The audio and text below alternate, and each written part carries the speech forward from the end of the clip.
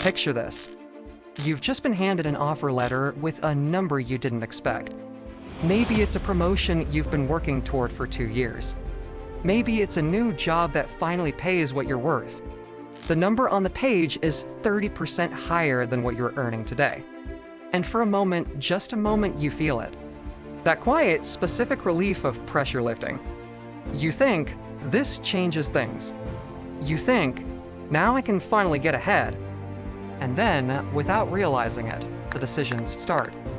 Not dramatic ones, small ones. Small ones. A better apartment, because you can afford it now. A nicer car payment, because the math works at this new salary. Dinner out a few more nights per week, because you've earned it. A gym membership at the place you actually want to go to. Streaming services. A wardrobe upgrade. Each one reasonable on its own. Each one a vote cast in favor of the life that feels like it matches the income.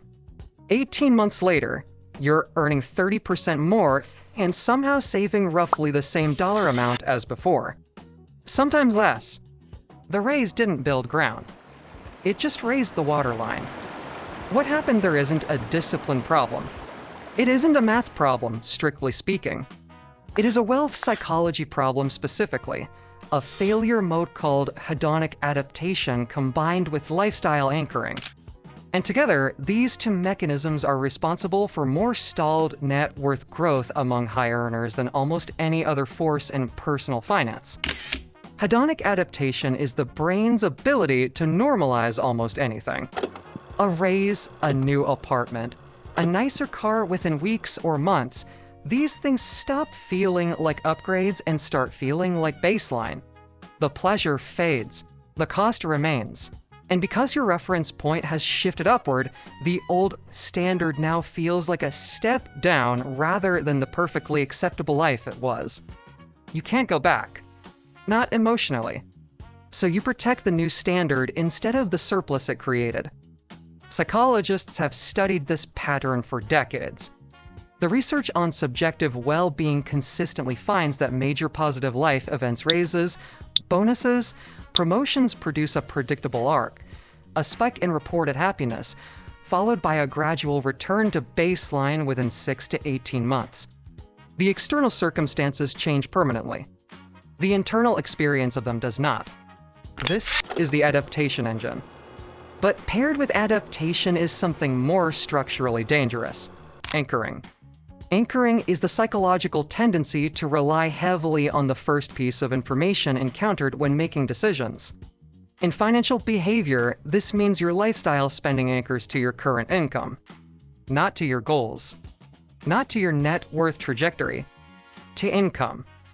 Which means that every raise, rather than creating investable surplus, recalibrates the anchor point upward. You don't build with the difference. You absorb it. Let's run the actual numbers, because the math here deserves attention.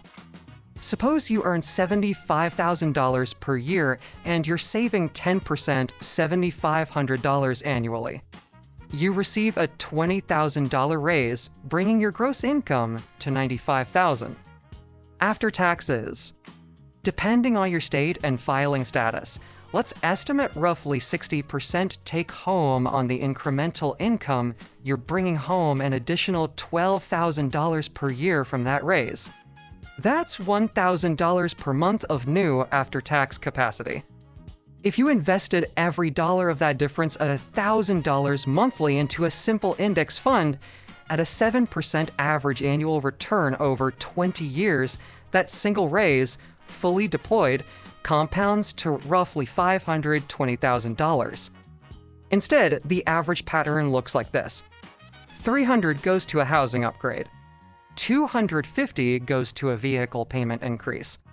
$150 disappears into dining and convenience spending. The rest covers a handful of subscriptions and the occasional weekend trip. Net new investment from a $20,000 raise, somewhere around $50 to $100 per month. The compounding story shrinks from $500,000 to under $50,000.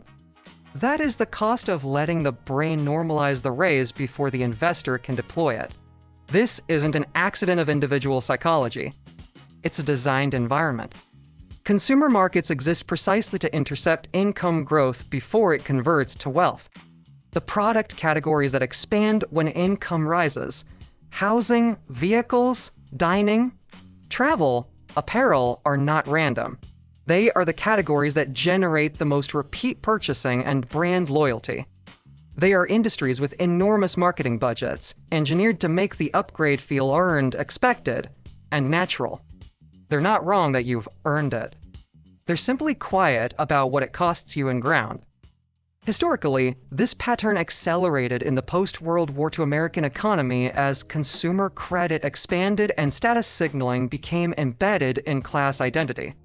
The concept of keeping up didn't originate in human nature. It was constructed and then reinforced through advertising, neighborhood design, and the visible consumption of peers. The hedonic treadmill isn't just psychological. It's architectural. It's built into the way modern economies grow. When Landman started looking at his own finances through this lens, the shift wasn't about cutting everything back. It was about delay. Specifically, a rule that changed the relationship between income growth and spending growth, the 90-day window. Every time income increases a raise, a bonus, a side income spike 90 days pass before any lifestyle adjustment is made. During those 90 days, the full increment goes somewhere deliberate.